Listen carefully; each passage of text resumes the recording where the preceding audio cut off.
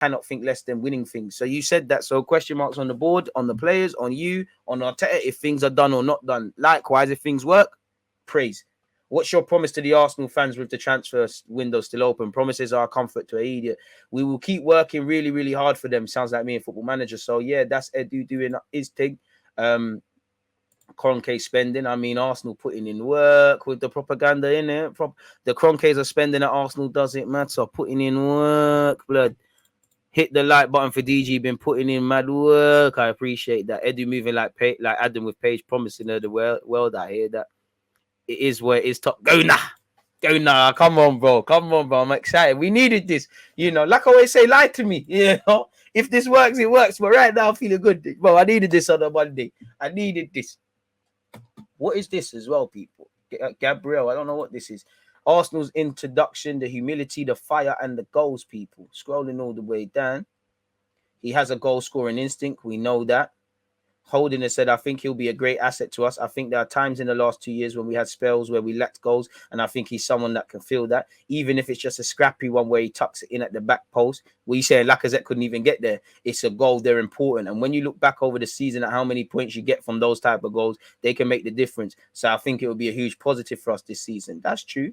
He's made to feel at home, and not just speaking with the Portuguese speakers and the evident Brazilian/Portuguese influence. Gabriel's very humble. You see him talking with everyone. Credit where due. One thing I'll give Arteta and Edu, it seems like everybody gels in well. Even the players that are not on the peripheral, it seems like everybody's got a good relationship. So that's good for Gabriel Jesus, man. And obviously there's bare Brazilian, man. There's bare Gabriels. We might even call William Saliba Gabriel soon because isn't his middle name Gabriel? I don't know what sort of omen business we got going on, but it's crazy.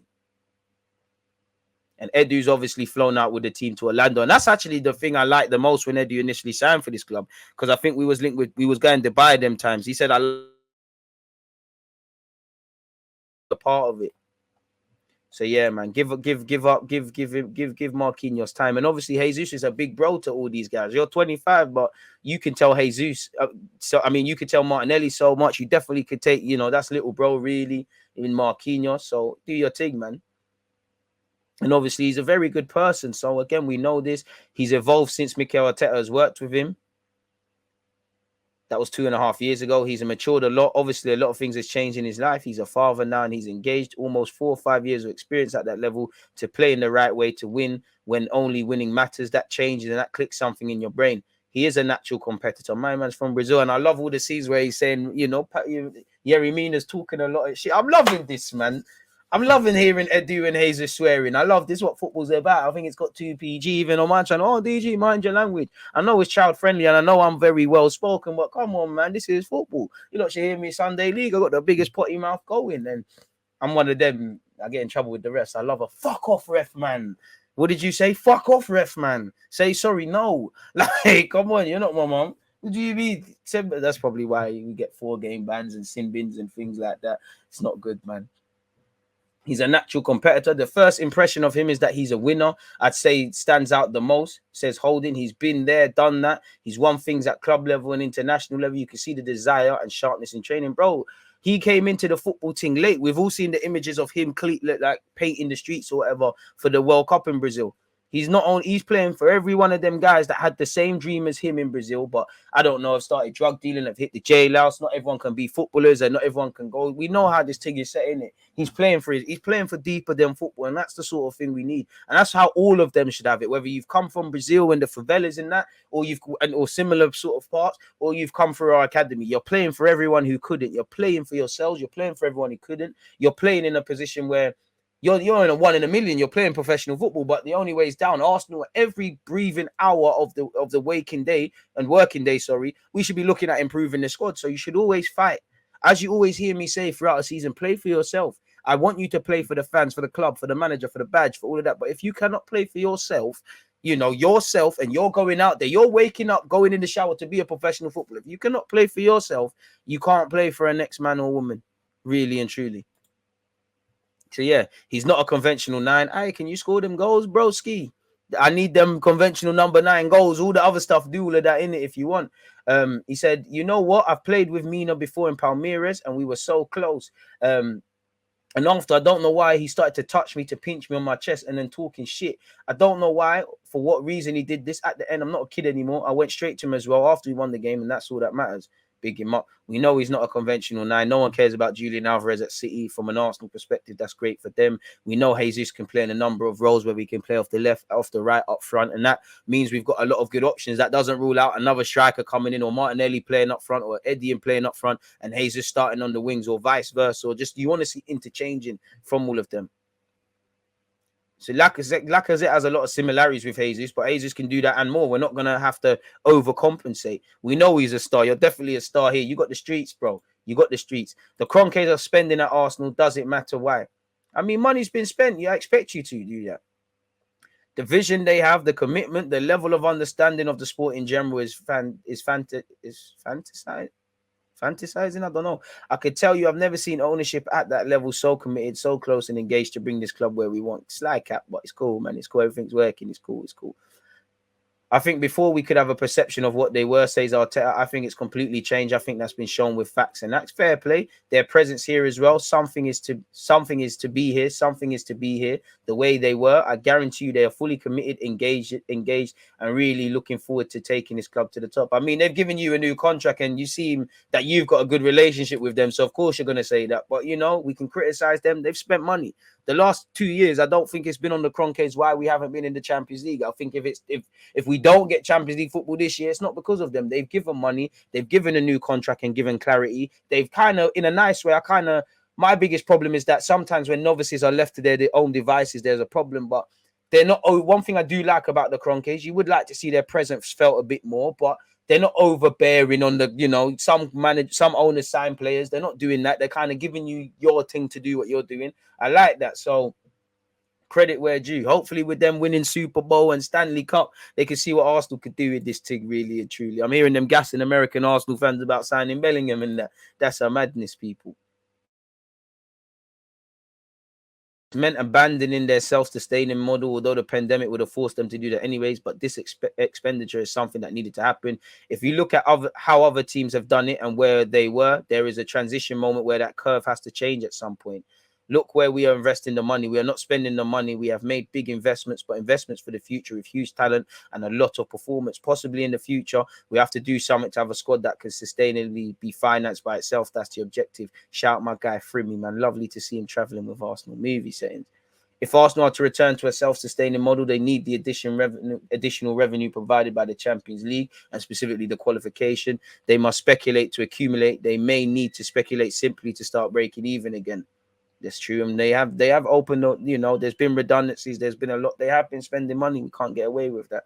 There's also the question of how exactly this spending is being financed. Arsenal's latest financial results showed the club to have a 201.5 million debt to KSE people. The interest rate on these loans remains private, although the Athletic have been told the terms are favorable to the club, which again, it helps with money laundering purposes for the Kroenkes, The loan is repayable on a 2-year notice, but as yet, no such notice has been received. Arsenal spending this summer is likely to incur more debt should KSE ever call that in. It would leave Arsenal in a precarious financial position. So obviously, if KSE were to sell Arsenal, it would further handicap us even more and make it difficult for a new owner. It's been said KSE's hands-off approach is after several years of constant transition and some questionable appointments, the Kroenkes appear to have landed on a pair they trust, rightly or wrongly, in Arteta and Edu. Arteta in particular seems to have a skill for managing upwards. He's able to exert pressure on the ownership to garner support when needed. By and large, it arrives the Kroenkes are far from perfect owners, but money is clearly being made available. The accusation has long been that the Kroenke ownership won't be what propels Arsenal back to the summit. I don't think it will. You need your manager to do the job, but I hear it. So yeah, that was a pretty long read, people. But I think we've cleared the Athletic ones really. So yeah, that's that. 1 second, we need to go back over to Google Chrome, people, and look at some other stuff as well. Where should we start? Let's start here. Smash the like button if you haven't already. Don't forget we're playing Football Manager at 4:30, folks. Big up you lot for tuning in as usual. Edu opens up on Arsenal plan as he seeks to move Arsenal away from their comfort zone. I think we've seen this already, I think we've seen this already. I think we didn't. I don't think we saw this. For me, there are three elements which, in my role, I have to be really prepared to be strong on the message to the players. Oh no, we have read that. We have read that. We have read that. We have read that. Oh shit, we have read this. Fair enough, we have read that. Sorry, people, just making sure. Listen, I'll make sure we try to cover everything on this channel for you lot, people, in relation to Arsenal. I try not to miss a thing. We've got 600 of you locked in on YouTube. Shout out the Twitch ones, but we haven't got 500 likes. We're at 434. Come on, man. We must be able to pattern that. Shout out the Twitch ones. Lumi, I appreciate you for subscribing with Amazon Prime. Pie Hard, Try Hard, what's her name? I appreciate that as well. Stylish, I appreciated that as well. American Gooner, you gifted a sub to Top Blue, and everyone else who's followed. Don't think the work isn't seen. So yeah, that's just reiterating the same old stuff. Sorry, I need to zoom in a bit. We have been linked with we have been linked with Cody Gakpo, people. Apparently, it's not inconceivable that PSV will still have to say goodbye to Cody Gakpo. Arsenal are interested and have rekindled their interest, but PSV will do everything it can to prevent a departure. PSV only wants to let Gakpo go for a giga amount, and that has not yet come. 40 million euros will not be enough. PSV will do everything they can to keep the attacker on board in the first place because the club wants to become champions of the Netherlands again, but also hopes to reach the group stages of the Champions League. So it could be worth staying in Holland for one more year and then going into the World Cup. And they might price him out of a move, really. And we might have to pay more than we think, people. So, yeah, we know Arsenal have had an interest in Cody Gakpo. Whether that develops into something more is another completely different entity. Meeting held in England with England winger over sensational transfer. Arsenal have apparently held a meeting with an England Stars reps over a prospective move to the Emirates Stadium. That could probably be Bowen, but for a number of reasons, Bowen to Arsenal is a tricky one, isn't it, really? They're going to cost us an arm and a leg. For Bowen, similar to Gakpo, you know you're going to play week in, week out at West Ham. I'm not saying you wouldn't at Arsenal, but Saka's playing off that right-hand side. You know you're going to play. You know staying at West Ham and doing what you did last season can get you in the England squad. You know, I would like you, maybe playing for Arsenal could boost it, but there's a lot to think, and obviously there's English tax. So we'll have to see. And we know we signed Zinchenko and whatnot, but Arsenal have held a meeting with an England Stars reps over a prospective move to the Emirates. And it's only a meeting, probably to see what his contract would be like, how realistic it could be to prize him away from his advisors. You know, sometimes you need help from the player and the agent, devising a somewhat plan. According to Team News and Ticks, Arsenal have held a meeting with the reps of West Ham winger Jarrod Bowen over a move from East London to North. We have heard this before. Although the source is not particularly renowned as an insider, it could correlate with the Gunners' action in the transfer market. Mikel Arteta is rumoured to have a huge interest in Leeds United star Rafinha, but the club opted not to involve themselves in a bidding war. A left-footed right winger who could offer an option on the left seems to be a priority, and obviously Pepe's days are numbered. Obviously, Bowen can play a number of roles and he would be lit, but they're going to cost a pretty penny, really and truly. The sticking point may well be the fee. Bowen is naturally highly rated by West Ham, and the Irons don't want to sell. He's 25 as well, so there's resale value. He's got 3 years left. They're probably going to give him a new deal. You know, if they say, well, you was ready to bid 55 million on Rafinha, why not bid it for Bowen would be my logic if I was them, really. So they're probably going to zang us. They want more than 50 million. I would say, well, you spent 50 million on Ben White off the back of a couple of friendlies for England and one thingy. And one season in the Prem. Bowen's been a key player for us. You've seen him live. Arsenal could also attract the likes of Cody Gakpo and St. Maximin. I haven't seen St. Maximin and Mark White. Big up you, but you seem to be love the clickbait. You know, obviously we're not getting Anthony, but you know, could this be someone to look at? I think he goes United, but Ajax are playing hardball over 68 million demands for the 22-year-old. That's way too much money for Anthony, but that's something to consider. I don't know why that's there, but it's in the right place. Fulham are working on a new goalie. Talks are ongoing with Arsenal over Leno, but still no full agreement on the fee. That's why there are also discussions with Barcelona for Neto. Fulham in strong position as they feel they're alone in the race for both goalkeepers. So not that much interest in Leno, really. What's next for Arteta? Well, I mean, big up Charles Watts, but it's a bit irrelevant, really. We know we've already saw how close we were for Rafinha, of how far away we were, so we don't need to recorrelate that. I mean, if you're interested in Paqueta stuff, Lyon looking to trim squad, people. I think their head of recruitment has spoken. We need to reduce the squad size in terms of departures. Obviously, Edu said that he admires Paqueta, but that's where it stops. We'll analyze offers on a case-by-case basis, but the economics will come into consideration. We'll consider the offers with Olas and Vincent Pastot in order to make the best decisions. I am here to ensure the best team possible, but there are other things to take into account as well.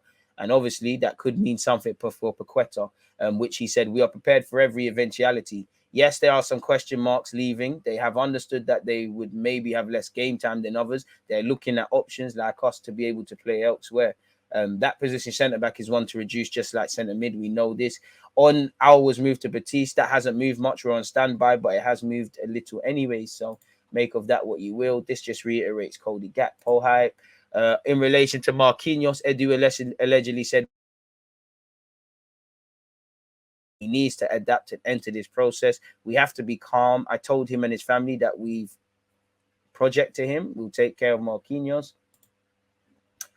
Pablo Mari's been linked with a move to Turkey this time. Apparently, Fenerbahce have met with the clubs and reps of 3 defenders. Fluminense, who want 8 million for Nino. Whoever this is, who wants 70 million euros for Otis. And Arsenal agrees to Marie for free. Pablo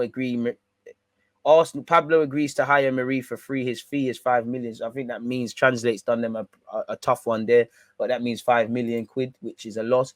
Pablo Marie's situation. Arsenal let him leave both on loan or permanent deal. Fenerbahce more than interested.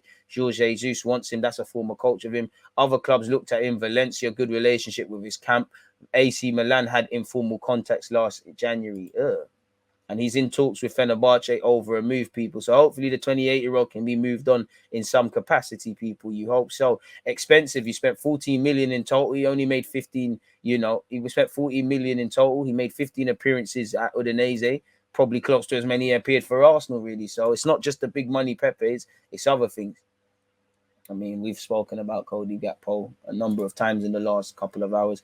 Edu admits he's a huge admirer of Paqueta, but refuses to comment. I don't know if some of you saw this yesterday, but I'm a guy who likes him a lot. I've always liked him since my time with Brazil's national team.